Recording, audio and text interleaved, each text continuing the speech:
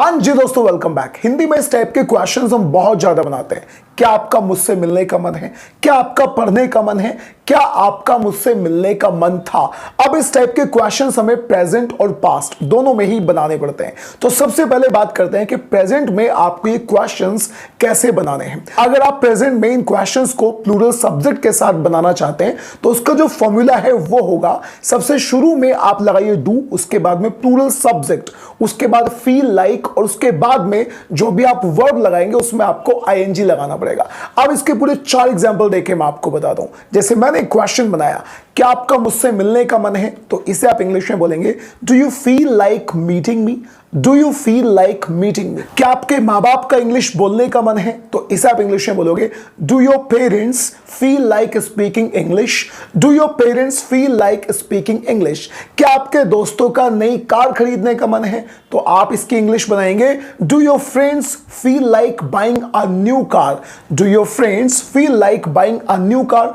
क्या आपके माँ बाप का मन है मुझसे मिलने का? तो इसे आप इंग्लिश में बोलो, do your parents feel like meeting me? Do your parents feel like meeting? और अगर हमें इस टाइप के क्वेश्चंस बनाने पड़े सिंगुलर सब्जेक्ट के साथ में, तो उसका फॉर्मूला सबसे पहले मैं आपको बताता हूं। उसका फॉर्मूला होगा, आप क्वेश्चन बनाएंगे डज के साथ। सबसे शुरू में डज, उसके बाद में सिंगुलर सब्जेक्ट, उसके बाद में फील लाइक, और वर्ब में एक्शन में आईएनजी ही लगाना पड़ेगा। इसके भी पूरे 4 एग्जांपल देके मैं आपको बताता हूं। क्या उसका मन है इंग्लिश बोलने का? तो आप इंग्लिश में बोलो, does he feel like speaking English? Does he feel like speaking English? क्या आपके दोस्त का मन है मुझसे मिलने का? तो does your friend feel like meeting मी?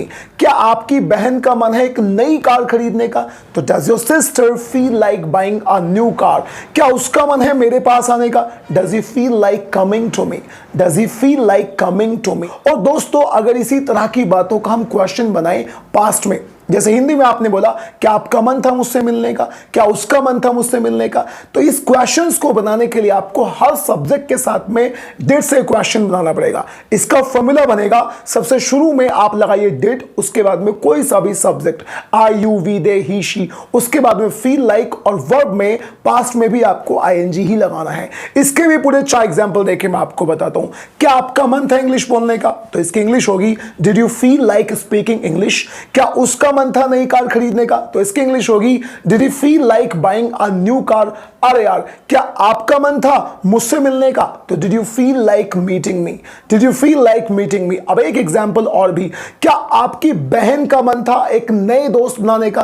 तो did your sister feel like making a new friend? Did your sister feel like making a new friend?